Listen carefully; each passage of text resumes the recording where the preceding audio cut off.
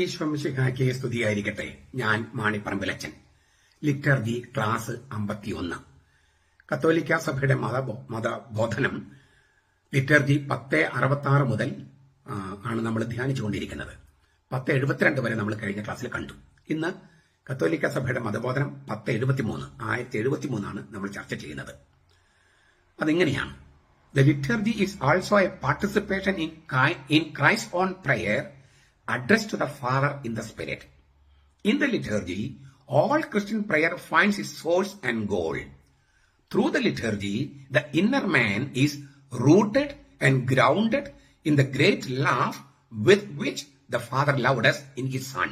Ephesians 2:4, 3:16-17. It is the same marvelous work of God that is lived and internalized by all prayer at all times in the Spirit. Ephesians 6:18. എന്റെ തർജ്ജമ നൽകാം. US ബൈബിളിൽ വേറെ തരത്തിൽ തർജ്ജമ ചെയ്തിട്ടുണ്ട്. നിങ്ങൾക്കത് വേണമെങ്കിൽ താരതമ്യം ചെയ്യാം. പരിശുദ്ധ റൂഹായിൽ ക്രിസ്തു ദൈവപിതാവിനെ സംബുദ്ധി ചെയ്ത് നടത്തുന്ന പ്രാർത്ഥനയിലുള്ള പങ്കാളിത്തവുമാണ് ലിറ്റർജി. എല്ലാ ക്രിസ്തീയ പ്രാർത്ഥനയും അതിന്റെ ഉറവിടവും ലക്ഷ്യവും കണ്ടെത്തുന്നത് ലിറ്റർജിയിലാണ്. തന്റെ പുത്രനിൽ നമ്മെ ദൈവപിതാവ് സ്നേഹിച്ച ആ മഹത്തായ സ്നേഹത്തിൽ നമ്മുടെ ആന്തരിക മനുഷ്യൻ വേരുറപ്പിക്കുകയും അടിസ്ഥാനമിടുകയും ചെയ്യുന്നത് ലിറ്റർജിയിലൂടെയാണ്. പരിശുദ്ധ റൂഹായിൽ എല്ലാ സമയത്തും നടത്തുന്ന സകല പ്രാർത്ഥനകളും വഴി നാം ജീവിക്കുകയും സ്വന്തമാക്കുകയും ചെയ്യുന്ന ദൈവത്തിന്റെ വിസ്മയനീയമായ പ്രവൃത്തിയാണ് അത്. പ്രധാനമായി 3 കാര്യങ്ങളാണ് ഈ പാരഗ്രാഫിൽ 1073 സഭ പഠിപ്പിക്കുന്നത്. ഒന്ന്, എന്താണ് ലിറ്റർജി? എന്താണ് ലിറ്റർജി എന്ന് നമ്മൾ തുടക്കത്തിൽ കണ്ടു കഴിഞ്ഞു. ആ നിർവചനത്തിന് കുറച്ചുകൂടി വിശാലമാക്കുകയാണ്. എന്താണ് ലിറ്റർജി? 2, ലിറ്റർജിയിൽ, ഇൻ ദ ലിറ്റർജി നമ്മുടെ പ്രാർത്ഥനകൾക്ക് എന്ത് സംഭവിക്കുന്നു ലിറ്റർജിയിൽ. 3, ലിറ്റർജിയിലൂടെ, ത്രൂ ദ ലിറ്റർജി നമ്മുടെ ജീവിതത്തിന് എന്ത് സംഭവിക്കുന്നു. അങ്ങനെ 3 കാര്യങ്ങളാണ്. നമുക്കിന്ന് എന്താണ് ലിറ്റർജി എന്നുള്ള വ്യാഖ്യാനം മാത്രം നമുക്കിന്ന് ചർച്ച ചെയ്യാം. The liturgy is also a participation in Christ's own prayer addressed to the Father in the Holy Spirit. പരിശുദ്ധ റൂഹായിൽ ക്രിസ്തു ദൈവപിതാവിനെ സംബുദ്ധി ചെയ്ത് നടത്തുന്ന പ്രാർത്ഥനയിലുള്ള പങ്കാളിത്തമാണ് ലിറ്റർജി. ക്രിസ്തുവിന്റെ പ്രാർത്ഥനയിലുള്ള പങ്കാളിത്തമാണ് ലിറ്റർജി. മഹാപുരോഹിതനായ ക്രിസ്തുവിന്റെ പ്രാർത്ഥനയിലുള്ള പങ്കാളിത്തം. അങ്ങനെയെങ്കിൽ ക്രിസ്തുവിന്റെ പ്രാർത്ഥനയുമായി ബന്ധപ്പെട്ട് 3 ചോദ്യങ്ങൾ നമുക്ക് ചോദിക്കാം. 1, ഈശോയുടെ ഒരു ദിവസം എങ്ങനെയായിരുന്നു? അവന്റെ സാധാരണ ദിവസം എങ്ങനെയായിരുന്നു? മർക്കോസ് 1:35 നമുക്ക് കാണാം. മർക്കോസ് 1:35 വളരെ നേരത്തെ, അതായത് നേരം വെളുക്കുമ്പോൾ അതിരാവിലെ തന്നെ അവൻ എഴുന്നേറ്റ് ഒരു വിജന സ്ഥലത്ത് പോയി പ്രാർത്ഥിച്ചു. ലൂക്കാസ് 5:16 അത് കാണാം. വളരെ നേരത്തെ അവൻ എഴുന്നേറ്റ് പോയി പ്രാർത്ഥിച്ചു. അതിന്റെ സൂചന ഇതാണ്: രാത്രിയുടെ 4-ാം യാമത്തിൽ അവൻ എഴുന്നേറ്റ് പോയി എന്നാണ്. രാത്രിയുടെ 4-ാം യാമം എന്ന് പറഞ്ഞാൽ രാത്രി തുടങ്ങുന്നത് വൈകിട്ട് 6 മണി തൊട്ട് 9 മണി വരെ 1-ാം യാമം, 9 തൊട്ട് 12 വരെ 2-ാം യാമം, 12 തൊട്ട് പുലർച്ചെ 3 വരെ 3-ാം യാമം, പുലർച്ചെ 3 തൊട്ട് 6 വരെ 4-ാം യാമം. അപ്പൊ പുലർച്ചെ 3 മണിക്ക് എഴുന്നേറ്റ് അവൻ പ്രാർത്ഥിക്കാൻ പോയി 6 മണി വരെ. അപ്പൊ അതിനടുത്ത് പ്രാഥമിക ആവശ്യങ്ങളൊക്കെ കഴിഞ്ഞിട്ടാണെങ്കിൽ അവർ 2-2.5 മണിക്കൂറും പ്രാർത്ഥിച്ചെന്ന് മനസ്സിലാക്കാം പുലർച്ചയ്ക്ക്. യോഹന്നാൻ 6:15 നമ്മൾ വായിക്കുന്നു, സന്ധ്യയ്ക്ക് ശിഷ്യന്മാരെയും ജനക്കൂട്ടത്തെ പിരിച്ചുവിട്ട് അവൻ മലയിലേക്ക് പോയി പ്രാർത്ഥിച്ചു. ഇത് അവന്റെ ഒരു സാധാരണ ദിവസമായിരുന്നു. വൈകിട്ട്, അതായത് രാത്രിയുടെ 1-ാം യാമത്തിലും പ്രാർത്ഥിക്കാൻ പോകുന്നു, വൈകിട്ട് 6 തൊട്ട് 9 വരെ. അത് നമുക്ക് ഭക്ഷണത്തിനുള്ള സമയമൊക്കെ മാറ്റിയിട്ട് നമുക്ക് 2-2.5 മണിക്കൂർ എന്ന് കരുതാം. അപ്പോൾ രാവിലെ 2-3 മണിക്കൂർ, വൈകിട്ട് 2-3 മണിക്കൂർ. അപ്പൊ ഒരു 5 മണിക്കൂറോ 6 മണിക്കൂറോ തനിച്ച് പ്രാർത്ഥിക്കുന്നു ഈശോ എല്ലാ ദിവസവും. ചിലപ്പോൾ രാത്രി മുഴുവൻ പ്രാർത്ഥിച്ചിട്ടുണ്ട്, അത് എല്ലാ ദിവസവും ഇല്ല. അപ്പോൾ യേശുവിന്റെ ദിവസം എങ്ങനെയായിരുന്നു? രാവിലെ 3 മണിക്ക് എഴുന്നേറ്റ് 3 മണിക്കൂർ പ്രാർത്ഥന, 6 തൊട്ട് 6 വരെ പകല് അധ്വാനം, സുവിശേഷ പ്രഘോഷണോ ആശാരിപ്പണിയോ എന്താന്ന് വെച്ചാൽ, വൈകിട്ട് വീണ്ടും 3 മണിക്കൂർ പ്രാർത്ഥന, വൈകിട്ട് 9 മുതൽ പുലർച്ചെ 3 വരെ 6 മണിക്കൂർ ഉറക്കം. ഇതാണ് യേശുവിന്റെ ഒരു സാധാരണ ദിവസം. ഇതിൽ ചെറിയ ഏറ്റക്കുറച്ചിലൊക്കെ വേണം കേട്ടോ, മറ്റു കാര്യങ്ങൾ ഞാൻ പറഞ്ഞിട്ടില്ല. എങ്കിലും ഏകദേശം എങ്ങനെയാണ്? അപ്പൊ യേശു 6 മണിക്കൂർ തനിച്ച് പ്രാർത്ഥിച്ചു ഓരോ ദിവസവും. എന്താണ് ഇത്രമാത്രം പ്രാർത്ഥിക്കാനുള്ളത്? അതാണ് 1ാമത്തെ കാര്യം. 2, ഈശോയുടെ ജീവിതത്തിലെ പ്രധാനപ്പെട്ട സംഭവങ്ങൾക്കെല്ലാം മുൻപ് അവൻ ദീർഘമായി പ്രാർത്ഥിച്ചു. 1, ലൂക്കാസ് 3:21-22 മാമോദീസ കഴിഞ്ഞ് അവൻ പ്രാർത്ഥിച്ചുകൊണ്ടിരിക്കുകയാണ്. ജനമെല്ലാം സ്നാനം സ്വീകരിച്ചുകൊണ്ടിരിക്കുക അവൻ സ്നാനമേറ്റു.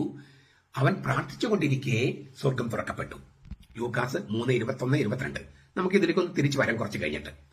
ലൂക്ക 6:12 ശിഷ്യന്മാരെ തെരഞ്ഞെടുക്കുന്നതിന് മുമ്പ് രാത്രി മുഴുവൻ പ്രാർത്ഥിച്ചു. 12 പേരെ തെരഞ്ഞെടുക്കുന്നതിന് മുൻപ്. ഈ 12 പേരും ഒന്ന് നോക്കിയേ, എന്തൊക്കെ ക്യാരക്ടർ. ഞാനിപ്പോ വിശദമായിട്ട് പറയുന്നില്ല. ഇങ്ങനെയുള്ള വിവിധ സ്വഭാവക്കാരായ ആളുകളെയാണ്, ഈ 12 പേരെയാണ് ഈ തന്റെ തുടർച്ചയാകാൻ തെരഞ്ഞെടുക്കുന്നത്. അവരെ തെരഞ്ഞെടുക്കുന്നതിന് മുമ്പ് രാത്രി മുഴുവൻ പ്രാർത്ഥിച്ചു. പതിവ് സാധാരണ 6 മണിക്കൂറാണ്. ഇത് രാത്രി മുഴുവൻ പ്രാർത്ഥിച്ചു. കാരണം അങ്ങനെയുള്ള ഒരു അവസ്ഥയിലേക്കാണ് ഇവർ തെരഞ്ഞെടുക്കുമ്പോൾ സംഭവിക്കുന്ന സംഗതി. അതിന് വിവിധ മാനങ്ങളുണ്ട്, അതിലേക്ക് നമ്മൾ കടക്കുന്നില്ല ഇപ്പം. പിന്നെ പത്രോസിന്റെ വിശ്വാസ പ്രഖ്യാപനത്തിന് മുമ്പ് കർത്താവ് പ്രാർത്ഥിച്ചു. ലൂക്കാസ് 9:18. അതായത് യേശുവിന്റെ പ്രാർത്ഥനയുടെ ഫലമാണ് പത്രോസിന്റെ വിശ്വാസ പ്രഖ്യാപനം. ലൂക്കാസ് 9:18. രൂപാന്തരി ഭാവത്തിൽ കർത്താവ് പ്രാർത്ഥിക്കുകയായിരുന്നു. ലൂക്കാസ് 9:28 മുതൽ 28-29. പിന്നെ ശിഷ്യന്മാരുടെ പ്രേക്ഷിത പ്രവർത്തനം കഴിഞ്ഞ് തിരിച്ചു വരുമ്പോൾ കർത്താവ് പ്രാർത്ഥിക്കുന്നുണ്ട്. അവരെ പിതാവിനെ സ്തുതിക്കുന്നുണ്ട്. മത്തായി 11:25, ലൂക്ക 10:21 സ്തുതിക്കുന്നു. കർത്തപ്രാർത്ഥന പഠിപ്പിക്കുന്നതിന് മുമ്പ് കർത്താവ് പ്രാർത്ഥിക്കുകയായിരുന്നു. ലൂക്കാസ് 11:1. പിന്നെ ലാസർ ഉയർപ്പിക്കുന്നതിന് മുമ്പ് കർത്താവ് പ്രാർത്ഥിച്ചു. മഹാപുരോഹിതരുടെ പ്രാർത്ഥന ചൊല്ലിക്കൊണ്ടാണ് ഈ 12 പേരെ പുരോഹിതന്മാരായി വാഴിച്ചത്. യോഹന്നാൻ 17. പിന്നെ മർക്കോസ് 14-ാമത്തെ അധ്യായത്തിൽ 32 മുതൽ 41 വരെ ഗെത്സമനിൽ പ്രാർത്ഥിക്കുകയാണ്, പീഡാനുഭവത്തിന് തൊട്ട് മുമ്പ്. പിന്നെ അതിനു മുമ്പ് പറയേണ്ട സംഗതിയാണ്, പത്രോസിന് വേണ്ടി ഞാൻ പ്രാർത്ഥിച്ചിട്ടുണ്ടെന്ന് കർത്താവ് പറയുന്നു. ലൂക്കാസ് 23:32. പത്രോസിന്റെ വിശ്വാസം ക്ഷയിക്കാതിരിക്കാൻ. പത്രോസിന്റെ വിശ്വാസ പ്രഖ്യാപനം കർത്താവിന്റെ പ്രാർത്ഥനയുടെ ഫലമാണല്ലോ. ആ വിശ്വാസം ക്ഷയിക്കാതിരിക്കാൻ ഞാൻ നിനക്ക് വേണ്ടി പ്രാർത്ഥിച്ചിട്ടുണ്ട് എന്ന് കർത്താവ് തന്നെ പത്രോസിനോട് പറയുന്നുണ്ട്. ലൂക്കാസ് 22:32. അത് കഴിഞ്ഞിട്ടാണ് പിന്നെ ഗെത്സമനിയിലെ പ്രാർത്ഥന. പിന്നെ കുരിശുമരണം നോക്കുക. പിതാവേ, അവരോട് ക്ഷമിക്കണമേ. പിതാവേ, അങ്ങയുടെ കാര്യങ്ങളുടെ ആത്മാവിനെ സമർപ്പിക്കുന്നു. അപ്പോൾ കർത്താവിന്റെ ജീവിതം മുഴുവൻ പങ്ക്ച്വേറ്റ് ചെയ്യപ്പെടുന്നു. ഇങ്ങനെ ഇല്ലേ, അതിന്റെ ഇടയ്ക്കിടയ്ക്ക് കുത്തു കോമി കിട്ടിയിരിക്കുന്നത് മുഴുവൻ പ്രാർത്ഥന കൊണ്ടാണ്. ഇതിൽ 2 പ്രാർത്ഥനകൾ നമുക്കൊന്ന് അല്പം കൂടി വിശകലനം ചെയ്യാം. ഈ മാമോദിസ കഴിഞ്ഞ് അവൻ വെള്ളത്തിൽ നിന്ന് കയറുമ്പോൾ എന്നാണ് മർക്കോസ് എഴുതണേ. വെള്ളത്തിൽ കയറിയതിനു ശേഷം എന്ന് മത്തായി എഴുതുന്നു. ഈ കയറ്റം എന്നതുകൊണ്ട് എന്താണ് ഉദ്ദേശിക്കുന്നത്? അത് ലൂക്കാസ് പറയുന്നത് പ്രാർത്ഥനയാണ്. അവൻ പ്രാർത്ഥിച്ചുകൊണ്ടിരിക്കുമ്പോൾ സ്വർഗം തുറക്കപ്പെട്ടു. പരിശുദ്ധാത്മാവ് പ്രാപന്റെ ദേഹരൂപത്തിൽ അവന്റെ മേൽ ഇറങ്ങി വന്നു. ദൈവപിതാവ് സംസാരിച്ചു, നീ എന്റെ പുത്രൻ, നീ എന്റെ പ്രിയപ്പെട്ടവൻ, നിന്നിൽ ഞാൻ പ്രസാദിച്ചിരിക്കുന്നു. അപ്പോൾ ആ കർത്താവിന്റെ കർത്താവിന്റെ പരസ്യജീവിതം ആരംഭിക്കുന്ന ഈ പ്രാർത്ഥനയോട് കൂടിയാണ്. ഇതാണ് അവന്റെ ജലം കൊണ്ടുള്ള മാമോദീസ. ആ മാമോദീസ കഴിഞ്ഞ് പ്രാർത്ഥിക്കുകയാണ്. എന്തായിരിക്കും പ്രാർത്ഥിച്ചിട്ടുണ്ടാകുക? അവൻ പ്രാർത്ഥിച്ചുകൊണ്ടിരിക്കുമ്പോൾ എന്താണ് പ്രാർത്ഥിച്ചത്? ഈ ജനത്തിന് രക്ഷ കൊടുക്കണമേ എന്നായിരിക്കില്ലേ പ്രാർത്ഥിച്ചിട്ടുണ്ടാവുക പുത്രൻ? ഈ ജനത്തിന് രക്ഷ കൊടുക്കണമേ. ജനമെല്ലാം സ്നാനം സ്വീകരിച്ചുകൊണ്ടിരിക്കുമ്പോൾ യേശു വന്ന് സ്നാനമേറ്റുന്ന ആ ജനം മുഴുവൻ എന്ന് പറയുന്നത് ലോകത്തിലെ ജനങ്ങൾ മുഴുവനാണ്. ചരിത്രത്തിൽ അന്നത്തെ ആളുകൾ മാത്രമാണ്. പക്ഷെ അവരിൽ ലോകത്തിലെ മുഴുവൻ ജനങ്ങളും കർത്താവിന്റെ അടുത്തേക്ക് ചെല്ലുകയാണെന്നാണ് സങ്കല്പം. അപ്പോൾ ഈ തന്റെ കൂടെ സ്നാനം സ്വീകരിക്കാൻ വരുന്നവർക്കെല്ലാം രക്ഷ കൊടുക്കണം എന്നാണ് കർത്താവ് പ്രാർത്ഥിക്കണേ. അതിന് പിതാവ് എന്തായിരിക്കും മറുപടി പറഞ്ഞത്? ആ മറുപടിയാണ്, നീ എന്റെ പുത്രൻ, നിന്നിൽ ഞാൻ പ്രസാദിച്ചിരിക്കുന്നു, നീ എന്റെ പ്രിയപ്പെട്ടവൻ, നിന്നിൽ ഞാൻ പ്രസാദിച്ചിരിക്കുന്നു. അത് മനസ്സിലാക്കണമെങ്കിൽ സ്വർഗത്തിൽ എന്താണ് നടന്നതെന്ന് നമ്മൾ മനസ്സിലാക്കണം. സ്വർഗത്തിൽ ആ സമയത്ത് എന്താ നടന്നത് അത് മനസ്സിലാക്കാൻ ഈ മനുഷ്യാവതാരത്തിന് മുൻപ് പിതാവും പുത്രനും പരിശുദ്ധാത്മാവും തമ്മിൽ നടന്നൊരു സംഭാഷണം ഹെബ്രായ ലേഖനം 10:4 മുതൽ 7 ഒരു വാക്യങ്ങളിൽ കാണാം. മനുഷ്യാവതാരത്തിന് മുമ്പ്, അതായത് എന്തിനാണ് ഭൂമിയിലേക്ക് വരുന്നത് എന്ന കാര്യം മനുഷ്യാവതാരത്തിന് മുമ്പ് ദൈവപിതാവും പുത്രനും പരിശുദ്ധനും ചർച്ച ചെയ്യുന്നുണ്ട്. ഹെബ്രായ ലേഖനം 10:4-7. കാളകളുടെയും ആട്ടുകൊറ്റന്മാരുടെയും രക്തത്തിന് പാപങ്ങളെ നീക്കിക്കളയാൻ കഴിയുന്നതല്ല. ആകയാൽ ലോകത്തിലേക്ക് വരുമ്പോൾ അവൻ പുത്രൻ പറയുന്നു, ഹനനയാഗവും വഴിപാടും നീ ദൈവപിതാവ് ഇച്ഛിച്ചില്ല, എന്നാൽ നീ ദൈവപിതാവ് എനിക്കൊരു ശരീരം ഒരുക്കിയിരിക്കുന്നു.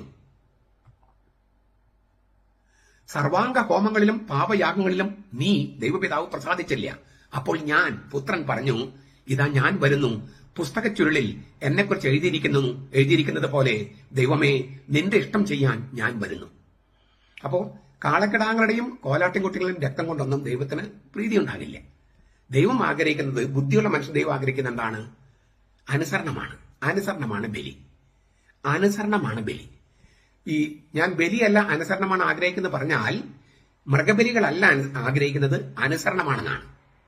മൃഗബലികൾ കാര്യമില്ല, അനുസരണം, എല്ലാം തന്നെ അനുസരണം, അലംഘനീയമായ അനുസരണം. അത് കൊടുക്കാൻ ഒരു മനുഷ്യനും പറ്റാത്തതിനാൽ ദൈവം തന്നെ മനുഷ്യനായി.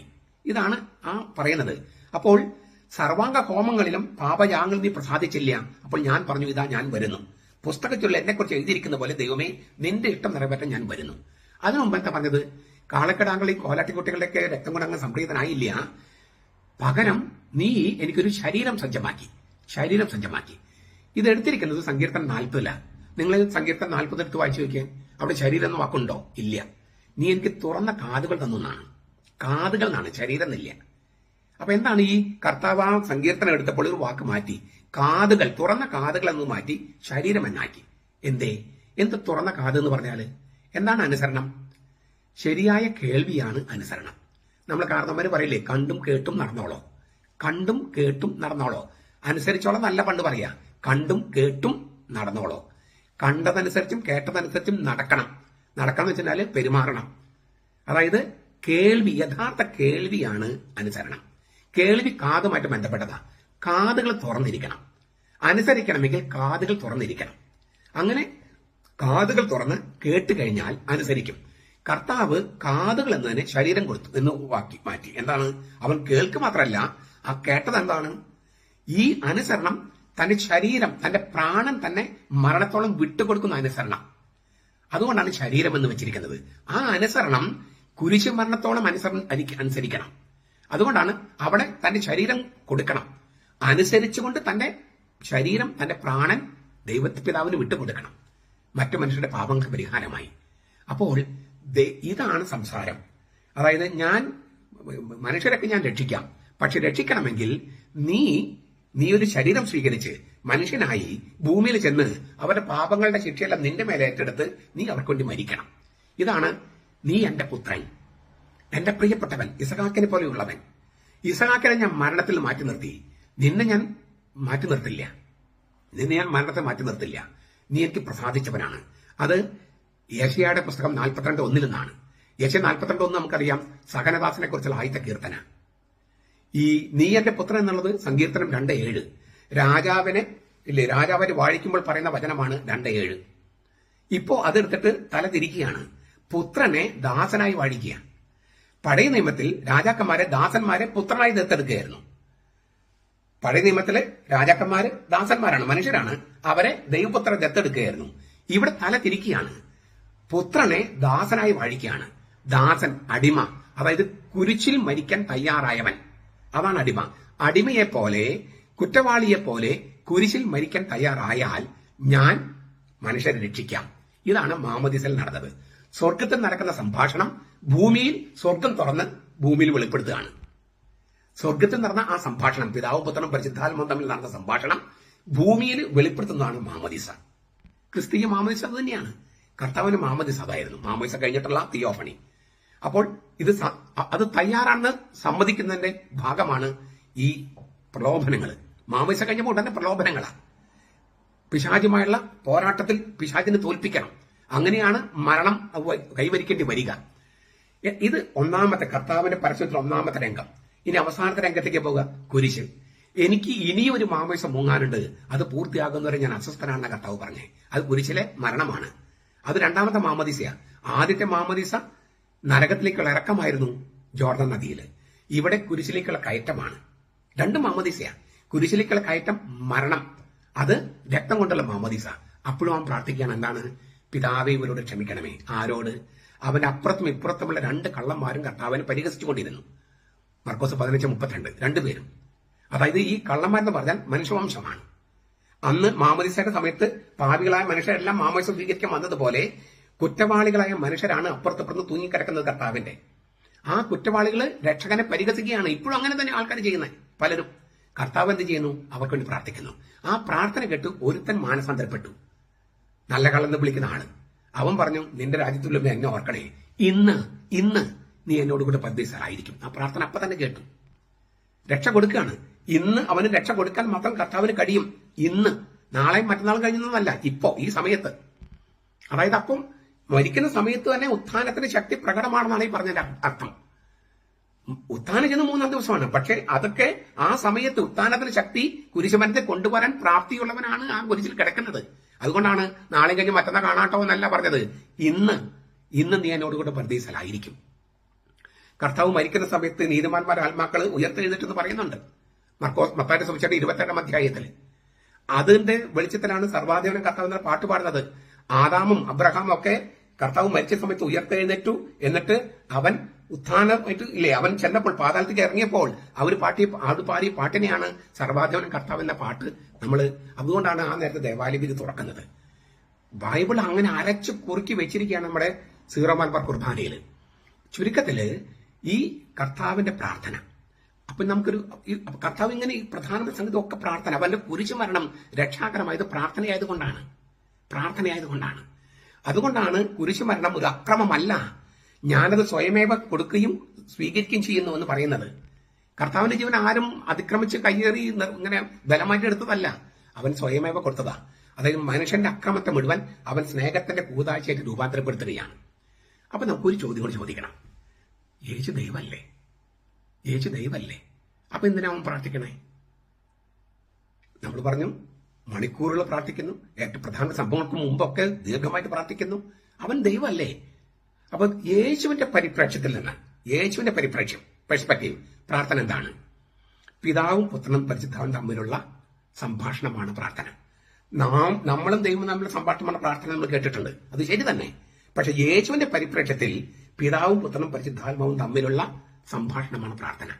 അതായത് പുത്രൻ ഒരിക്കലും പിതാവിന്റെ മടിത്തട്ട് ഉപേക്ഷിക്കുന്നില്ല. യോഹന്നാൻ 1:18.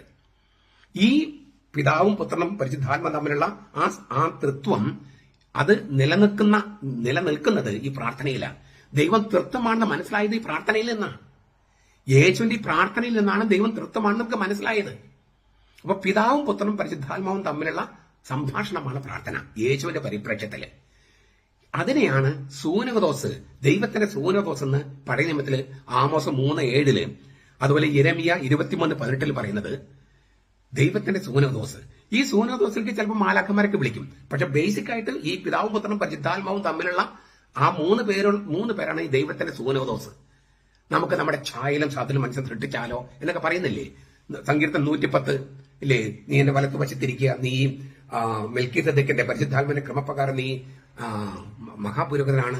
ഇതൊക്കെ പിതാവും പുത്രനും പരിശുദ്ധാത്മാവും ആയിരിക്കുന്ന ആ സൂനകദോസിലെ ദൈവിക സൂനകദോസ സംഭാഷണമാണ്. നമ്മൾ പ്രാർത്ഥിക്കുമ്പോൾ ലിറ്റർജിയിൽ പറയാണ്, നമ്മൾ ലിറ്റർജി സംബന്ധിക്കുമ്പോൾ ദൈവത്തിന്റെ ഈ സൂനകദോസിലേക്ക് നമ്മൾ എടുത്തു വെക്കുകയാണ് ക്രിസ്തു. നിങ്ങൾക്ക് മനസ്സിലാകുന്നുണ്ടോ ലിറ്റർജി എന്താണ്? ലിറ്റർജി എന്ന് പറഞ്ഞാൽ ദൈവത്തിന്റെ, നമ്മൾ അതും തുടക്കത്തിൽ ലിറ്റർജിയെ കുറിച്ചുള്ള വ്യാഖ്യാനം പറയണേ. ക്രിസ്തു ദൈവപിതാവിന് നടത്തിയ ആ പ്രാർത്ഥനയിലുള്ള പങ്കാളിത്തമാണ് ലിറ്റർജി. പുത്രൻ പിതാവിനോട് സംസാരിക്കുന്ന പ്രാർത്ഥനയിലുള്ള പങ്കാളിത്തമാണ് ലിറ്റർജി. അപ്പൊ ഈ വെളിച്ചത്തിൽ നമുക്ക് കുർബാന നോക്കിയാലോ? കർത്താവ് അപ്പവും വീഞ്ഞും എടുക്കുന്നു കൈകളിൽ, പിതാവിനെ കൊടുക്കുക, പൊക്കി പിടിക്കുകയാണ്. ഈ അപ്പം നമ്മളെ പ്രതിദാനം ചെയ്യുന്നു, നമ്മുടെ ശരീരത്തെ. ഈ വീഞ്ഞ് നമ്മുടെ രക്തത്തെ. എന്ന് വെച്ചാൽ നമ്മുടെ സ്വത്വവും നമ്മുടെ പ്രാണനും. അത് കർത്താവ് കൈകളെടുത്ത് പിതാവിനെ ഉപയോഗിച്ച് പൊക്കി പിടിക്കുകയാണ്. അപ്പോൾ പരിശുദ്ധാത്മാവ് ഇറങ്ങി വരുന്നു. ഈ അപ്പവും വീഞ്ഞും കർത്താവിന്റെ ശരീരമാകുന്നതോടൊപ്പം നമ്മുടെ ജീവിതവും രൂപാന്തരപ്പെടുകയാണ്. അങ്ങനെ പരിശുദ്ധാത്മാവ് ഇറങ്ങി വന്ന് ഈ അപ്പം ശരീരമായിട്ടും ക്രിസ്തുവിന്റെ ശരീരമായിട്ടും വീഞ്ഞ് അവന്റെ രക്തമായിട്ട് മാറിക്കഴിഞ്ഞിട്ട് അവൻ തന്റെ പ്രാണനെയും തന്നെ ജീവനെയും നമുക്ക് നൽകുന്നു. കർത്താവ് നമ്മൾ ഒന്നാകുന്നു. നമ്മൾ ശരിക്കും രൂപാന്തരപ്പെടുന്നു. നമ്മളിപ്പം കൈയൊന്ന് മുറിച്ചു വയ്ക്കും, നമ്മള് ശരീരരക്തം സ്വീകരിച്ചവരല്ലേ? അത് നമ്മുടെ ശരീരത്തിലെ ഓരോ ഞരമ്പുകളിലും അത് ലയിച്ചു ചേർന്നിട്ടില്ലേ? അപ്പൊ നമ്മൾ കർത്താവായിട്ട് രൂപാന്തരപ്പെടുന്നു. നമ്മൾ കർത്താവുമായിട്ട് ഒന്നാകുന്നു. കർത്താവിന്റെ ശരീരമായിട്ട് രൂപാന്തരപ്പെടുന്നു. ഇതിനേക്കാളും ആഴപ്പെട്ട ഒരു ഐക്യം ചിന്തിക്കാൻ ആർക്കെങ്കിലും കഴിയുമോ? ദൈവം നമ്മൾ ഒന്നാകുന്ന.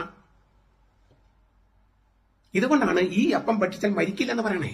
കാരണം നമ്മൾ ദൈവവുമായിട്ട് ഒന്നായി കഴിഞ്ഞു. അപ്പോൾ ശരീരത്തിൽ മരിക്കുന്നത് അതൊരു അവസ്ഥാന്തരമാണ്. ക്രിസ്ത്യാനിക്ക് മരണമില്ല, സ്ഥലം മാറ്റമേ ഉള്ളൂ. തേജസ്സിലേക്കുള്ള സ്ഥലം മാറ്റം. ഇതുകൊണ്ടാണ് നമ്മൾ മരിക്കുമ്പോൾ നമ്മുടെ ഈ ശവപ്പെട്ടിയുടെ അറ്റത്ത് പൊൻകുരിശ് വെക്കുന്നത്. പൊൻകുരിശാണ്. എന്റെ പൊൻകുരിശ് തേജസ്സിലേക്ക് കടന്നുപോയി. എന്തൊരു വലിയ സംഭവമാണ് ലിറ്റർജിയിൽ നടക്കുന്നത്. കർത്താവിന്റെ ഈ പ്രാർത്ഥനയിലേക്ക് കർത്താവ് നമ്മെ തന്നെ എടുത്തു വെക്കുന്ന, പരിശുദ്ധ തൃത്വത്തിന്റെ മടുത്തിലേക്ക് നമ്മെ തന്നെ എടുത്തു വെക്കുന്ന ആ സംഭവമാണ് ലിറ്റർജി. കർത്താവ് നമ്മളെ പിതാവിനുപേക്ക് പൊക്കിപ്പിടിക്കുകയാണ്. അപ്പോൾ പരിശുദ്ധാത്മാവ് അതിലേക്ക് വരികയാണ്. അപ്പവും വീഞ്ഞും രൂപാന്തരപ്പെടുന്നതോടൊപ്പം നമ്മൾ രൂപാന്തരപ്പെടുകയാണ്. അതുകൊണ്ടാണ് നമ്മിലേക്ക് അവൻ തന്നെ വരുന്നത്. രൂപാന്തരപ്പെട്ട മനുഷ്യരിലേക്കാണ് കർത്താവ് രൂപാന്തരം എന്ന അപ്പവും വീഞ്ഞുമായിട്ട് വരുന്നത്. ഇതാണ് ലിറ്ററേച്ചർ. നിങ്ങളിത് പല പ്രാവശ്യം ചിന്തിക്കില്ലേ, പല പ്രാവശ്യം കേൾക്കില്ലേ? ലിറ്ററേച്ചറുടെ ക്ലാസ്സുകളിൽ നിന്നും മറ്റുള്ള കൊടുക്കില്ലേ?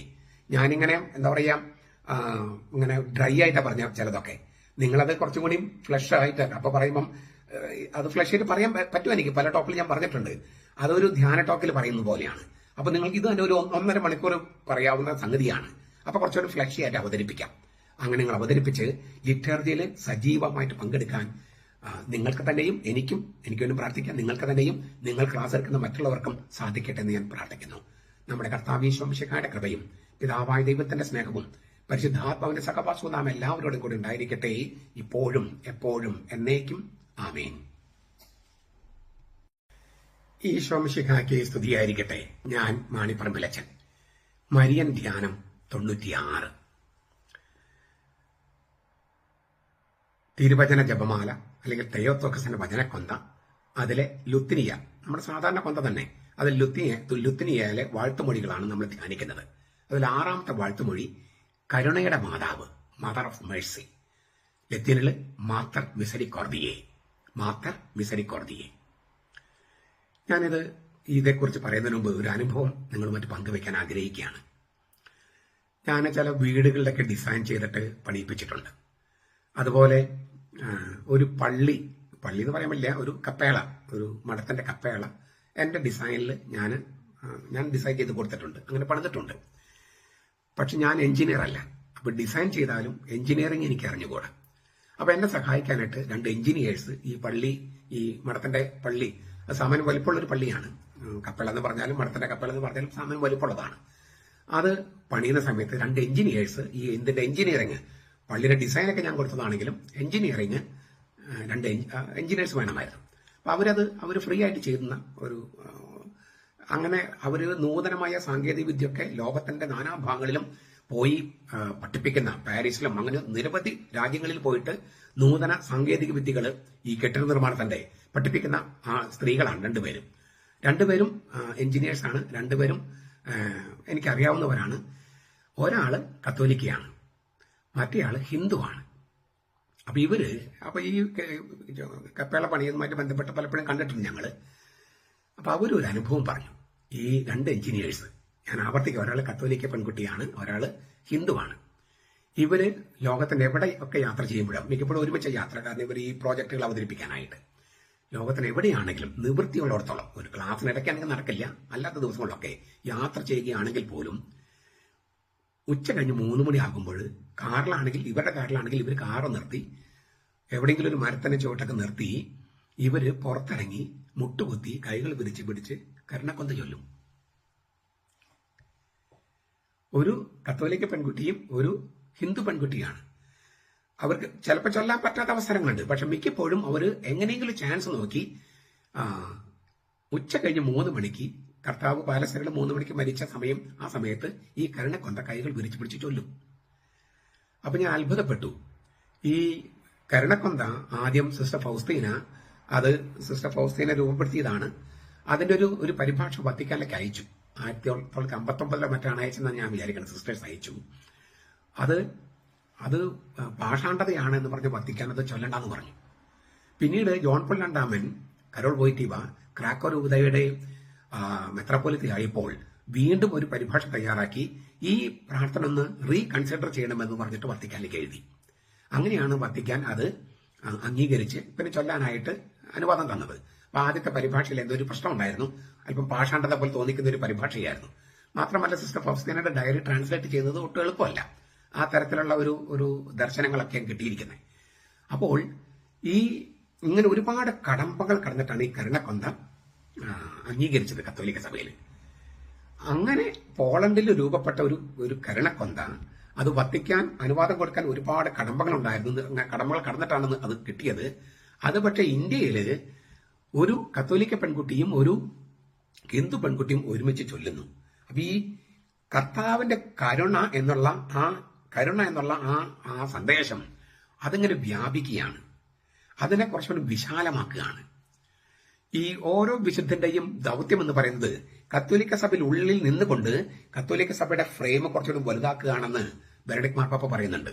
വിശുദ്ധ ഫ്രാൻസിസ് അസീസിയുടെ ഒക്കെ കഥ പറഞ്ഞുകൊണ്ട് ബെനഡിക്ട് മാർപ്പാപ്പ പറയുന്നുണ്ട്, അദ്ദേഹം കത്തോലിക്ക സഭയുടെ ഉള്ളിലായിരുന്നു, എന്നാൽ കത്തോലിക്ക സഭയിലേക്കും വലുതായിരുന്നു. അപ്പൊ അദ്ദേഹം എന്ത് ചെയ്തു? ആ ഫ്രെയിം ഒന്ന് പുതുക്കി പണിതു. അതായത് കത്തോലിക്ക സഭയുടെ ഉള്ളിൽ നിന്നുകൊണ്ട് കത്തോലിക്ക സഭയുടെ ആ വിശ്വാസത്തെ ഇങ്ങനെ വിശാലമാക്കുകയാണ്. അതായത് സഭയുടെ വിശ്വാസം പൂർണ്ണമല്ല, പൂർണ്ണമായി പിന്നെ വളരാൻ പറ്റില്ലല്ലോ. അപ്പൊ ഓരോ വിശുദ്ധന്റെയും ഓരോ വിശ്വാസിയുടെയും വിശ്വാസം കൂടി ചേരുമ്പോഴാണ് ഈ കത്തോലിക്ക സഭയുടെ വിശ്വാസം ഇങ്ങനെ വലുതാകുന്നത്, വ്യാപിക്കുന്നത്, വിശാലമാകുന്നത്. അങ്ങനെ വിശാലമാക്കപ്പെട്ട ഒരു സംഗതിയാണ് ഈ കരുണ. അപ്പോൾ കരുണയുടെ മാതാവ്, ഈ കരുണക്കൊന്ത് ആരംഭിച്ച പോളണ്ടിൽ തന്നെയാണ് കരുണയുടെ മാതാവ് എന്നുള്ള ആ സങ്കല്പം ചൊല്ലാൻ തുടങ്ങിയത്. അതിങ്ങനെ പ്രൈവറ്റ് ആയിട്ടും സ്വകാര്യ സ്ഥലങ്ങളൊക്കെ ചൊല്ലി. പക്ഷേ 2020 ഫ്രാൻസിസ് മാർപ്പാപ്പയാണ് അത് ജപമാലയിൽ ഔദ്യോഗികമായി കൂട്ടിച്ചേർത്തത്. 2020 എന്ന് വെച്ചാൽ 5 കൊല്ലം മുമ്പ് ഈ കരുണയുടെ മാതാവ് എന്നുള്ള ആ വാഴ്ത്തുമൊഴി കൊന്തയിൽ ഔദ്യോഗികമായി കൂട്ടിച്ചേർത്തത് മാർപ്പാപ്പയാണ് 2020 ഫ്രാൻസിസ് മാർപ്പാപ്പ. അപ്പോൾ ഈ ഈ ജനങ്ങളുടെ വിശ്വാസത്തിന്റെ ആഴമാണ് ഞാൻ പറയുന്നത്. ദൈവശാസ്ത്രജ്ഞന്മാരുടെ വിശ്വാസമല്ല, സാധാരണ ജനങ്ങളുടെ വിശ്വാസമാണ് കുറെ കൂടി ലളിതമായിരിക്കുന്നതും കുറെ കൂടി ആഴമുള്ളതും. പക്ഷെ അതിന്റെ വ്യാഖ്യാനങ്ങൾക്ക് അവർക്ക് ചിലപ്പോൾ അറിയില്ല. ആ വ്യാഖ്യാനങ്ങൾ ശരിയായി നൽകേണ്ടത് ദൈവശാസ്ത്രജ്ഞന്മാരുടെ കടമയാണ്. എനിവേ, കരുണയുടെ മാതാവ്, എന്തുകൊണ്ടാണ് ഇങ്ങനെ മറിയത്തെ കരുണയുടെ മാതാവ് എന്ന് വിളിക്കുന്നത്? ദൈവത്തിന്റെ കരുണ ആൾരൂപം പ്രാപിച്ചതാണ് ക്രിസ്തു. ദൈവത്തിന്റെ കരുണ ആൾരൂപം പ്രാപിച്ചത്. ദൈവത്തിന്റെ നീതി കാരുണ്യമാണ് എന്ന് പറയും. അതായത് നീതി എന്ന് പറഞ്ഞാല് ഇരക്കി നീതി നടത്തിക്കൊടുത്ത് കുറ്റക്കാരനെ ശിക്ഷിക്കണം. ഇതാണ് നീതി എന്ന് പറയുന്നത്. ഇരക്കി നീതി നടത്തിക്കൊടുത്ത് കുറ്റക്കാരനെ ശിക്ഷിക്കണം. കുറ്റക്കാരനെ ശിക്ഷിക്കാതെ ഇരക്കി നീതി കിട്ടില്ല. കായൻ ആബേലിനെ കൊന്നു. ആബേലിന് നീതി കിട്ടണമെങ്കിൽ കായനെ ശിക്ഷിക്കണം. പക്ഷെ കായൻ പറയുന്നതാണ് എന്നോട് കരുണ കാണിക്കുന്നതാണ്. അപ്പൊ കായനോട് കരുണ കാണിക്കും വേണം, ആബേലിന് നീതി ചെയ്യും വേണം. ഇതെങ്ങനെ സാധിക്കും? കായൻ എന്ന് പറഞ്ഞ് നമ്മൾ ഓരോരുത്തരും വിചാരിക്കുക, ഓരോ മനുഷ്യരും. അപ്പോൾ മനുഷ്യരെല്ലാം പാപികളാണെങ്കിൽ ഈ നിഷ്കളങ്കരുടെ പ്രാർത്ഥന, അവർക്ക് ഇരകളായ നിഷ്കളങ്കരുണ്ടല്ലോ, അവരുടെ പ്രാർത്ഥന ദൈവം കേൾക്കണ്ടേ? ദൈവം കണ്ട ഒരു മാർഗം എന്താണ്? ഈ പാപികളുടെ പാപം മുഴുവൻ ദൈവം തന്നെ ഏറ്റെടുക്കുക. പാപത്തിന് ശിക്ഷ വിധിക്കുക. ആ പാപത്തിന് ശിക്ഷ വിധിച്ചിട്ട് പാപികളുടെ പാപം ദൈവം തന്നെ വഹിക്കുക. അപ്പോൾ ഇരയ്ക്ക് നീതി കിട്ടും ചെയ്തു, പാപികളെ ക്ഷമിക്കുകയും ചെയ്തു. ഇതാണ് കർത്താവ് ചെയ്തത്. ദൈവം തന്നെ മനുഷ്യനായി പാപികളായ എല്ലാ മനുഷ്യരുടെയും പാപത്തിന്റെ ശിക്ഷയായ മരണം തന്റെ ശരീരത്തിൽ ഏറ്റെടുത്ത് പാപികളെ സ്വതന്ത്രമായി വിട്ടയച്ചു. ഇതാണ് പാപമോചനം എന്ന് പറയുന്നത്. അപ്പോൾ ഇരയോട് നീതി കാണിച്ചു, പാപികളെ ശിക്ഷിക്കുകയും ചെയ്തു. പക്ഷെ ശിക്ഷ അനുഭവിച്ചത് മനുഷ്യരല്ല, മനുഷ്യരുടെ ശിക്ഷ മുഴുവൻ കർത്താവ് തന്നെ ഏറ്റെടുക്കുകയായിരുന്നു. ഇതുകൊണ്ടാണ് ദൈവത്തിന്റെ നീതി കാരുണ്യമാണ്. ആ കരുണ ആൾരൂപം പ്രാപിച്ചതാണ് ക്രിസ്തു. അപ്പൊ ക്രിസ്തു എന്ന ആള് കരുണയുടെ ആൾരൂപമാണ്. ക്രിസ്തുവിന്റെ അമ്മ, മിശിഹായുടെ അമ്മ, കരുണയുടെ അമ്മയാണ്. വളരെ സിമ്പിൾ ലോജിക്കാണ്. പക്ഷെ നമുക്ക് കുറച്ചുകൂടി ആഴത്തിലേക്ക് പോകാം. എഫേസസ് ലേഖനത്തിൽ 2:4 പൗലോസ്ലീഹ ഇങ്ങനെ പറയുന്നു, കരുണാസമ്പന്നനായ ദൈവം നമ്മോട് മഹാസ്നേഹം കാണിച്ചു. കരുണാസമ്പന്നനായ ദൈവം നമ്മോട് മഹാസ്നേഹം കാണിച്ചു, അതാണ് ക്രിസ്തു. 2:5 പൗലോസ് പറയുന്നു, എഫേസസ് ലേഖനം 2:5, അതിക്രമങ്ങളാൽ മരിച്ചവരായിരുന്ന നമ്മളെ ക്രിസ്തുവിനോടുകൂടി ജീവിപ്പിക്കുകയും കൃപയാൽ രക്ഷിക്കുകയും ചെയ്തു. അതിക്രമങ്ങളാൽ മരിച്ചവരായിരുന്ന നമ്മെ ക്രിസ്തുവിനോടുകൂടി ജീവിപ്പിക്കുകയും, ഞാൻ പറഞ്ഞു കഴിഞ്ഞു അതെങ്ങനെയാണ്, കൃപയാൽ രക്ഷിക്കുകയും ചെയ്തു. എഫേസസ് 2:5. വീണ്ടും 2:6 പറയുന്നു, ക്രിസ്തു യേശുവിൽ നമ്മെക്കുറിച്ചുള്ള വാത്സല്യത്തിൽ തന്റെ കൃപയുടെ അത്യധിക സമ്പത്തിനെ വരും കാലങ്ങളിൽ കാണിക്കേണ്ടതിന് ക്രിസ്തു യേശുവിൽ അവനോടുകൂടെ ഉയർപ്പിച്ച് സ്വർഗത്തിൽ നമ്മെ ഇരുത്തുകയും ചെയ്തു. 2:6. ക്രിസ്തു യേശുവിൽ നമ്മെക്കുറിച്ചുള്ള വാത്സല്യത്തിൽ തന്റെ കൃപയുടെ, തന്റെ കരുണയുടെ അത്യധിക സമ്പത്ത് അത് വരും കാലങ്ങൾ കാണിക്കേണ്ടതിന് ക്രിസ്തു യേശുവിൽ അവനോടുകൂടി ഉയർപ്പിച്ച് സ്വർഗത്തിൽ നമ്മെ ഇരുത്തിയിരിക്കുകയാണ്. അപ്പോൾ കരുണാസമ്പന്നനായ ദൈവം കാരുണ്യത്തോടെ ക്രിസ്തുവിൽ നമ്മെ അതിക്രമം മരിച്ച് നമ്മളെ ക്രിസ്തുവിൽ ജീവിപ്പിച്ച് കൃപയാൽ, കരുണയാൽ രക്ഷിച്ചിരിക്കുന്നു. ഇതൊക്കെ ക്രിസ്തുവിൽ സംഭവിക്കുന്നതിന് മുമ്പ് തന്നെ ഇങ്ങനെയാണ് സംഭവിക്കാൻ പോകുന്നതെന്ന് മറിയം പറഞ്ഞിരുന്നു. മറിയം ഈ സ്തോത്രഗീതത്തില്, മഗ്നിഫിക്കാത്ത സ്തോത്രഗീതത്തില് 1:50 ലൂക്കാസ് 1:50 പറയുന്നുണ്ട്, അവനെ ഭയപ്പെടുന്നവരുടെ മേൽ അവന്റെ കരുണ തലമുറയോളം വർഷിക്കും. അവനെ ഭയപ്പെടുന്നവരുടെ മേൽ അവന്റെ കരുണ തലമുറകൾ വർഷിക്കും. ഇത് മറിയം തന്നെ പറഞ്ഞിട്ടുണ്ട്. ചുരുക്കത്തിൽ ദൈവത്തിന്റെ തീരാകാരുണ്യമായ ക്രിസ്തു യേശുവിനെ നമുക്ക് ലഭിച്ചത് മറിയം സമ്മതം മൂളിയപ്പോഴാണ്. അപ്പോൾ കരുണ ഈ ലോകത്തിലേക്ക് വരാൻ കാരണം മറിയത്തിന്റെ സമ്മതമാണ്. ഫിയാദ്, നിന്റെ വചനം പോലെ എന്നിൽ സംഭവിക്കട്ടെ എന്ന് മറിയം സമ്മതിച്ചതുകൊണ്ട് മാത്രമാണ് കരുണ എന്ന ആൾരൂപമായി, കരുണയുടെ ആൾരൂപമായി ക്രിസ്തു ഈ ലോകത്തേക്ക് വന്നതും നമ്മുടെ പാപങ്ങളുടെ ശിക്ഷയെ മരണം അവൻ ഏറ്റെടുക്കുകയും നമ്മെ അവനോടുകൂടി ജീവിപ്പിക്കുകയും ചെയ്തത്. ഇതിനെല്ലാം കാരണക്കാരി ആരാണ്? മറിയമാണ്. അതുകൊണ്ട് മറിയത്തെ കരുണയുടെ മാതാവ് എന്ന് വിളിക്കുന്നു.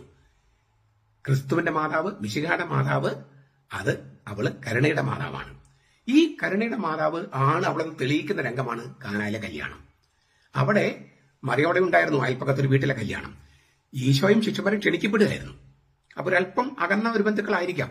സ്ത്രീ സഹജമായ കരുതൽ കൊണ്ട് മറിയ അവിടെ ഉണ്ടായിരുന്നു. അവിടെ ഈ അടുക്കളയിൽ വീഞ്ഞു തീർന്നു പോയി എന്ന കാര്യം മറിയം തിരിച്ചറിയുന്നു.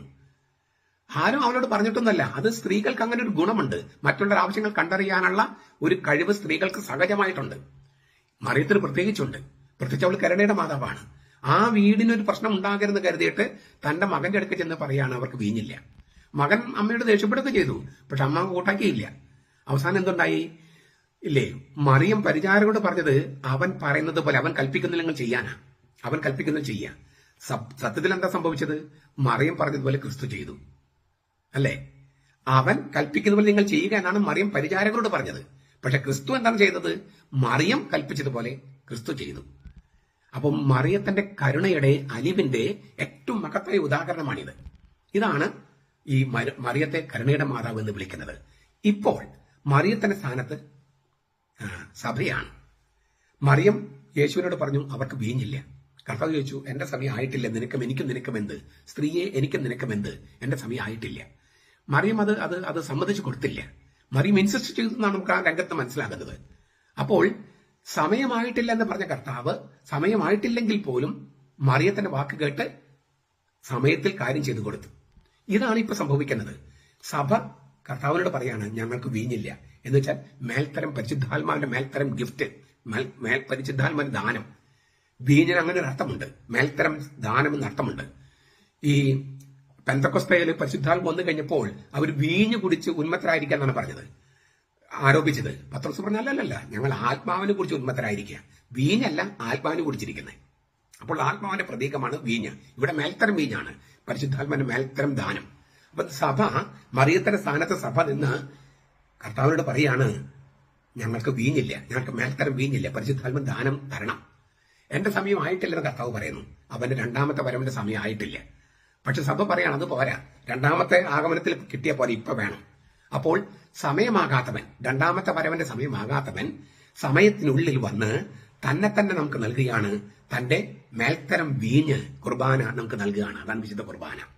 സമയമാകാത്തവൻ, അതായത് രണ്ടാമത്തെ വരവന്റെ സമയമാകാത്തവൻ സമയത്തിനുള്ളിൽ വന്ന് തന്നെ നൽകുകയാണ്. തന്റെ പരിശുദ്ധാത്മന്റെ ദാനമായ വീഞ്ഞ്, അതായത് അവന്റെ രക്തം നമുക്ക് നൽകുകയാണ്. മേൽത്തരം വീഞ്ഞ് നൽകുകയാണ്. അതുകൊണ്ടാണ് ബെനഡിക്ട് മാർപ്പാപ്പ പറയുന്നത് ഓരോ കുർബാനയും മിശിഹായുടെ രണ്ടാമത്തെ വരവന്റെ മുന്നാസ്വാദനമാണ്, പൂർവ്വ രുചിയാണ്, ഫോർ ടേസ്റ്റ്. ഓരോ കുർബാനയും യേശുവിന്റെ രണ്ടാമത്തെ വരവന്റെ മുന്നാസ്വാദനമാണ്, ആന്റിസിപ്പേഷൻ. അതുകൊണ്ടാണ് സെന്റ് ബെർണാർഡ് ഓഫ് ക്ലെയർവോയിലെ സെന്റ് ബെർണാർഡ് പറഞ്ഞത് ആദ്യത്തെ വരവ് മനുഷ്യാവതാരം, രണ്ടാമത്തെ വരവ് അന്ത്യത്തില്, ഇതിനിടയ്ക്കൊരു മധ്യാഗമനമുണ്ട്, നടുവിലെ വരവ്, അത് വിശുദ്ധ കുർബാനയാണ്. വിശുദ്ധ കുർബാനയും മറ്റു കൂദാശകളും. അപ്പോൾ എന്തൊരു വലിയ സംഗതിയാണ് ഈ കരുണയുടെ മാതാവ് എന്നുള്ള കാര്യം നമ്മൾ അനുഭവിച്ചറിയുക. എന്നിട്ട് കർത്താവ് മറിയത്തിന്റെ അപേക്ഷ കേട്ട് കർത്താവ് കാനായിൽ മേൽത്തരം വീഞ്ഞു കൊടുത്തതുപോലെ സഭയുടെ പ്രാർത്ഥന കേട്ട് കർത്താവ് തന്നെ നൽകുകയാണ്, തന്റെ പരിശുദ്ധാത്മാവ് നൽകുകയാണ്, നമ്മിലേക്ക് അവൻ വരികയാണ്. നമ്മൾ എത്ര കുമ്പസാരിച്ചെന്ന് പറഞ്ഞാലും കർത്താവ് നമ്മിലേക്ക് വരാൻ നമുക്ക് യോഗ്യതയുണ്ടോ? ഇല്ല, ഒരു യോഗ്യതയുമില്ല. യോഗ്യതയില്ലാത്ത നമ്മിലേക്ക് കർത്താവ് വരുന്നു, നമ്മൾ മറ്റൊന്നാകുന്നു. നമ്മൾ പള്ളിയിൽ നിന്ന് പുറത്തിറങ്ങുകയാണ്. യോഗ്യതയില്ലാത്ത, സ്നേഹിക്കാനായിട്ട് യോഗ്യതയില്ലാത്ത ആളുകൾക്ക് നമ്മൾ ചെല്ലുകയാണ്. എന്നിട്ട് അവർക്ക് കർത്താവിനും കൊടുക്കുന്നു, ഭക്ഷണമോ മറ്റാവശ്യങ്ങളോ കൊടുക്കുന്നു. വെറും ഭക്ഷണം കൊടുത്താൽ പോരാ, അപ്പൊ അത് സൽപ്രവൃത്തി ആവുള്ളൂ, പരസ്നേഹമാകില്ല. സ്നേഹം ദൈവത്തിൽ നിന്ന് വരുന്നത് കൊണ്ട് സൽപ്രവൃത്തി പരസ്നേഹമാകണമെങ്കിൽ ഈ സൽപ്രവൃത്തിയുടെ കൂടെ ദൈവത്തിനും കൂടി കൊടുക്കണം. ഇതാണ് നമ്മൾ കന്യാസ്ത്രീമാരും അച്ഛന്മാരും പ്രേക്ഷിതരും ഒക്കെ ചെയ്യാൻ ആഗ്രഹിക്കുന്നത്, ചെയ്യുന്നത്. കർത്താവിനും കൊടുക്കുന്നു, കർത്താവിന്റെ കൂട്ടത്തിൽ അവർക്ക് വേണ്ട ഭൗതിക ആവശ്യങ്ങൾ ചെയ്തു കൊടുക്കുന്നു. ഇതാണ് പരസ്നേഹം. സൽപ്രവൃത്തി ചെയ്യാൻ വേണ്ടിയിട്ട് മാത്രമല്ല സന്യാസമങ്ങൾ, പരസ്നേഹത്തിന് വേണ്ടിയാ. രണ്ടും തമ്മിൽ വലിയ അന്തരമുണ്ട്. ചെറിയൊരു നന്മ ചെയ്താൽ അത് സൽപ്രവൃത്തിയാണ്, പരസ്നേഹമാകില്ല. പരസ്നേഹമാകണമെങ്കിൽ സ്നേഹത്തിന് ഉറവിടമായ ദൈവത്തിന് കൂടി കൊടുക്കണം. അപ്പോഴാണ് കുർബാന പൂർത്തിയാകുക. അയോഗ്യരായി നമ്മിലേക്ക് കർത്താവ് തന്നെ വന്ന് തന്നെ നമുക്ക് നൽകി നമ്മളുമായിട്ട് ഒന്നാകുന്നത് പോലെ കുർബാന കഴിഞ്ഞ് പുറത്തിറങ്ങുന്ന നമ്മൾ സ്നേഹിക്കപ്പെടാൻ യോഗ്യതയില്ലാത്തവരിലേക്ക് ചെന്ന് അവർക്ക് കർത്താവിനും കൊടുക്കുന്നു, അവരുടെ ഭൗതിക ആവശ്യങ്ങൾ ചെയ്തു കൊടുക്കുന്നു. അപ്പോൾ കുർബാന പൂർത്തിയാകുന്നു. അന്ന് ജെറുസലേം ദേവാലയത്തേക്ക് കർത്താവ് കഴുതപ്പുറത്താണ് പോയത്. ഇപ്പോ നമ്മുടെ ഗ്രാമങ്ങളിലും പട്ടണങ്ങളിലും നമ്മളാകുന്ന കഴുതപ്പുറത്ത് പോകാൻ ആഗ്രഹിക്കുന്നു. നീ എന്നെ അവന്റെ വീട്ടിലേക്ക് കൊണ്ടുപോകുമെന്ന് കർത്താവ് നമ്മളോട് ചോദിക്കുക. എനിക്ക് തന്നെ പോകാൻ ഇഷ്ടമില്ല, നീയാകുന്ന കഴുതപ്പുറത്തിരുന്ന് എനിക്ക് അവന്റെ വീട്ടിൽ പോകാനാണ് താല്പര്യം. അങ്ങനെ കർത്താവ് നമ്മളാകുന്ന കഴുതപ്പുറത്തിരുന്ന് ആവശ്യങ്ങളിരിക്കുന്ന സഹോദരന്മാർക്ക് ചെല്ലുമ്പോഴാണ് ഈ കുർബാന പൂർത്തിയാകുന്നത്. പള്ളിയിൽ നടക്കുന്ന കുർബാന പള്ളിക്ക് പുറത്ത് വെച്ചാണ് പൂർണ്ണമായും പൂർത്തിയാകുന്നത്. നമ്മുടെ കർത്താവ് ഈശോ മിശിഹായുടെ കൃപയും പിതാവായ ദൈവത്തിന്റെ സ്നേഹവും പരിശുദ്ധാത്മാവിന്റെ സഹവാസവും നാം എല്ലാവരോടും കൂടി ഉണ്ടായിരിക്കട്ടെ, ഇപ്പോഴും എപ്പോഴും എന്നേക്കും. ആമേൻ. ഈശോ മിശിഹായ്ക്ക് സ്തുതിയായിരിക്കട്ടെ. ഞാൻ മാണിപ്പറമ്പിലച്ചൻ. ആദ്യമേ ഇന്നത്തെ തമ്പനയിൽ ഞാൻ ഉപയോഗിക്കുന്ന ഒരു വാക്കിനെ കുറിച്ച് സൂചിപ്പിക്കട്ടെ. മാണിപ്പറമ്പിലച്ചൻ സഭ്യമല്ലാത്ത ഭാഷ ഉപയോഗിക്കുന്നു എന്നൊരു പരാതി വരാൻ സാധ്യതയുള്ളത് കൊണ്ടാണ് ഞാനത് ഒരു വിശദീകരണം നൽകുന്നത്. പിതാ എന്ന സംസ്കൃത വാക്കിന് തമിഴില് തന്തൈ എന്നാണ്. തന്തൈ. കന്നഡത്തില് തന്ത എന്നാണ്. മലയാളത്തില് തന്ത എന്നാണ്. ഇപ്പൊ നമ്മള് സംസ്കൃതത്തില് പിതൃശൂന്യർ എന്ന് പറഞ്ഞാൽ അതൊരു തെറിയായിട്ട് തോന്നില്ല. പക്ഷെ തന്തയില്ലാത്തവൻ എന്ന് പറഞ്ഞാൽ തെറിയായിട്ട് തോന്നും. അതായത് തനി മലയാളത്തെ നമ്മൾ സംസാരിച്ചാൽ അത് സഭ്യമല്ല എന്ന് തോന്നും. കാരണം നമ്മൾ സംസ്കൃതമായിട്ട് വളരെ അടുത്ത് ഇടപഴകിയിട്ടുള്ളത് കൊണ്ട് തനി മലയാളം നമുക്ക് അറിഞ്ഞുകൂടാ. തനി മലയാളം നമ്മൾ ഉപയോഗിക്കുന്നത് തെറി പറയാനാ, തന്തയില്ലാത്തവൻ. പക്ഷെ തന്ത എന്ന വാക്കാണ് ശരിക്ക് തനി മലയാളത്തിൽ പിതാവിനുള്ളത്. പിന്നെ നമ്മൾ അപ്പൻ അമ്മ അല്ലേ, മാത എന്ന് ഉപയോഗിക്കുന്ന സംസ്കൃത വാക്യം നമ്മൾ അമ്മ എന്ന് ഉപയോഗിക്കാറുണ്ട്, തായ് എന്ന് ഉപയോഗിക്കുന്നുണ്ട്. തായ് തമിഴിലും മലയാളത്തിലൊക്കെ തായ് എന്ന് ഉപയോഗിക്കും. മാത എന്നാണ് സംസ്കൃതത്തില്. അപ്പോൾ മാതാപിതാക്കൾ എന്ന് പറയുന്നത് അതൊരു സംസ്കൃത വാക്കാണ്. അമ്മയപ്പന്മാർ എന്നാണ് നമ്മൾ മലയാളത്തിൽ ഉപയോഗിക്കുക. അല്ലെങ്കിൽ തന്തയും തായിയുമാണ്. തന്തയും തായിയുമാണ്. തായ് വഴി എന്നൊക്കെ നമ്മൾ പറയില്ലേ. അപ്പോൾ ഈ തന്ത എന്ന വാക്ക് തനി മലയാളമാണ്. തന്ത എന്ന വാക്ക് ഉപയോഗിച്ചാൽ ഉടനെ തന്നെ അത് സഭ്യമല്ലാത്ത ഭാഷയാണെന്ന് പറയരുത്, തനി മലയാളം എന്നേ പറയാവൂ. അപ്പോ പിതാവാര് എന്ന് ചോദിക്കുന്ന പോലെ തന്നെ അർത്ഥമാണ് തന്തയാര്. പിതൃശൂന്യർ എന്ന് പറയുന്ന പോലെ തന്നെ അർത്ഥമാണ് തന്തയില്ലാത്തവര്. ഞാനത് പറയാൻ കാരണം ഈ കൽദായ സുറിയാനി സഭയിലെ കൽദായ സുറിയാനി സഭാ വിശ്വാസികൾക്ക് വേണ്ടി സ്ഥാപിക്കപ്പെട്ടതായിരുന്നു എറണാകുളം രൂപത. പാറക്കെട്ടിൽ പിതാവിന്റെ കാലം വരെ ആ രൂപത കൽദായ സുറിയാനി രൂപത എന്നാണ് അറിയപ്പെട്ടിരുന്നത്. ഇത് ഞാൻ ഇന്നലെ വ്യക്തമാക്കിയിരുന്നു.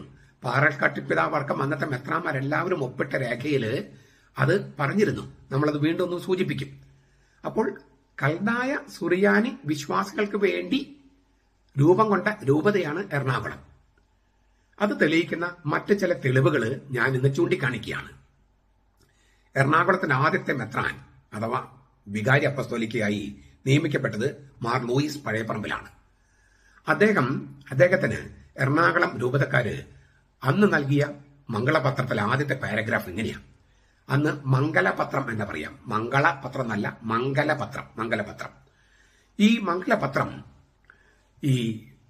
മംഗലപത്രം എന്നാണ് തലക്കെട്ട് എഴുതിയിട്ട് തുടങ്ങുന്നത് ഇങ്ങനെയാണ്: എറണാകുളം വികാരി അപ്പസ്തോലിക്കായും മാൻഡോസ് എന്ന ദിക്കിന്റെ മെത്രാനുമായ, മാൻഡോസ് തിമാൻഡോസ് എന്ന സ്ഥലമാണെന്നാണ് ഞാൻ വിചാരിക്കണേ, ഗ്രീസിലെ ഒരു സ്ഥലമാണ്. മാൻഡോസ് എന്ന ദിക്കിന്റെ മെത്രാനുമായ എത്രയും പെരിയ ബഹുമാനപ്പെട്ടതാണ്. എത്രയും പെരിയ ബഹുമാനപ്പെട്ട പഴയപ്പറമ്പിൽ മാർ ലൂയിസ് മെത്രാനച്ചന്റെ സന്നിധിയിലേക്ക്, എത്രയും പെരിയ ബഹുമാനപ്പെട്ട ഞങ്ങളുടെ പിതാവേ, നൂതനമായി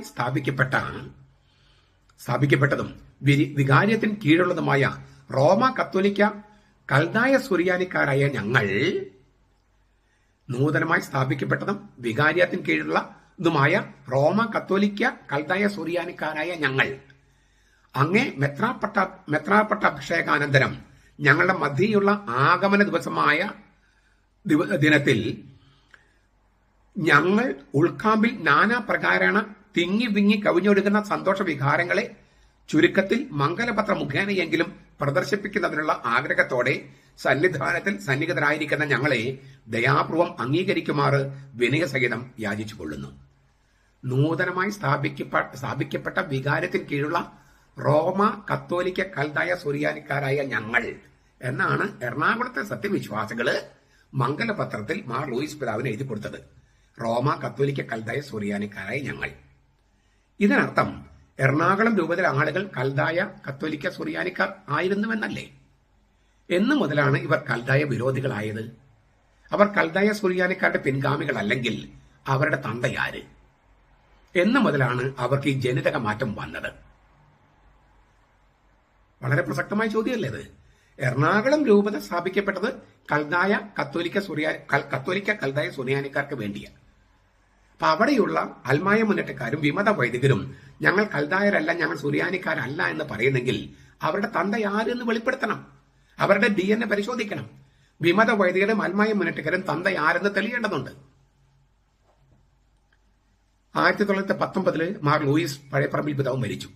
പിന്നെ എറണാകുളത്തിന്റെ ആർച്ച് ബിഷപ്പായി വരുന്നത് മാർ അഗസ്റ്റിൻ കണ്ടത്തിൽ പിതാവാണ്.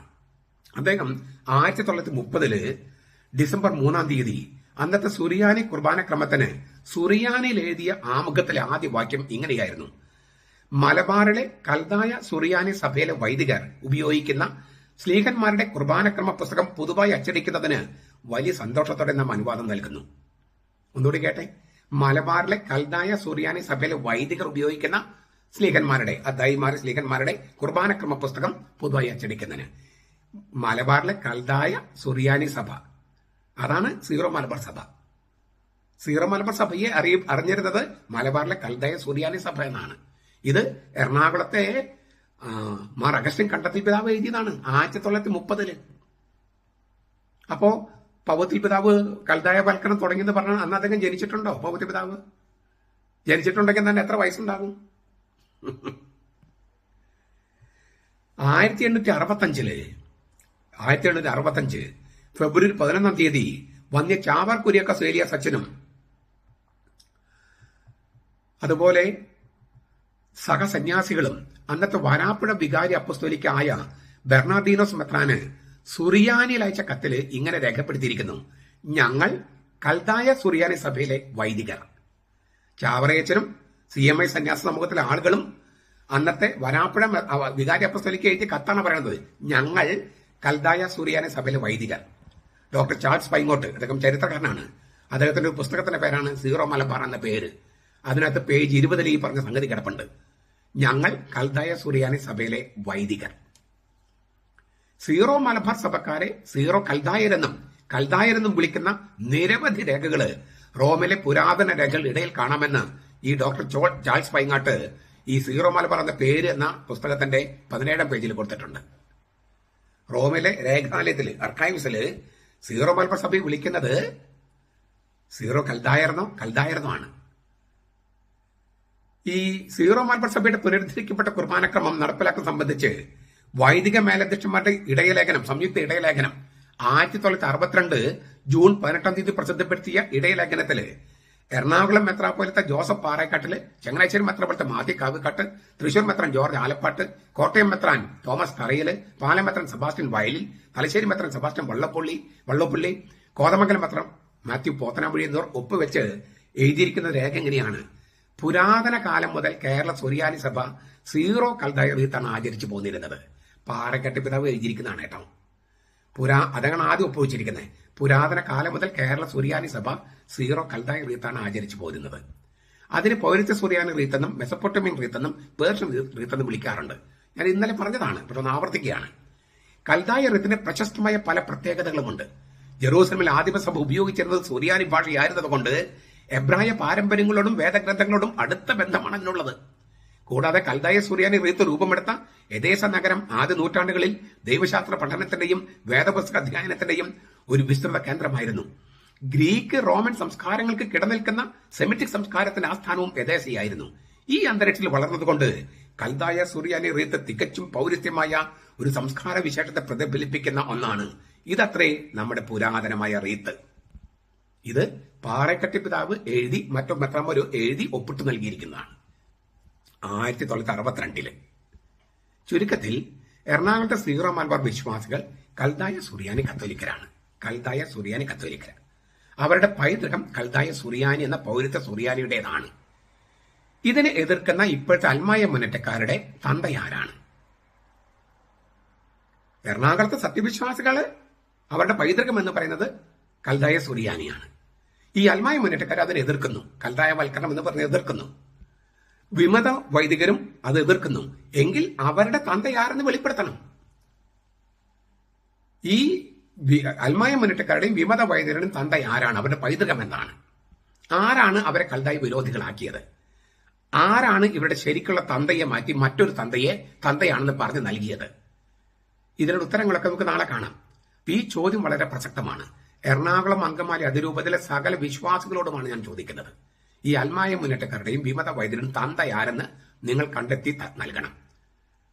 എറണാകുളം അങ്കമാലി അതിരൂപത കൽദായ സുറിയാനി അതിരൂപതയാണ്. കൽദായ സുറിയാനി അതല്ല. അതിനെ എതിർക്കുന്നവരുണ്ടെങ്കിൽ അവരുടെ തന്തയാരെന്ന് വെളിപ്പെടുത്തണം. അവരുടെ പിതാവ് ആരെന്ന് വെളിപ്പെടുത്തണം. നമ്മുടെ കർത്താവ് യേശു മിശിഹായുടെ കൃപയും പിതാവായ ദൈവത്തിന്റെ സ്നേഹവും പരിശുദ്ധാത്മാവിന്റെ സഹവാസവും നാം എല്ലാവരോടും കൂടി ഉണ്ടായിരിക്കട്ടെ, ഇപ്പോഴും എപ്പോഴും എന്നേക്കും. ആമേൻ.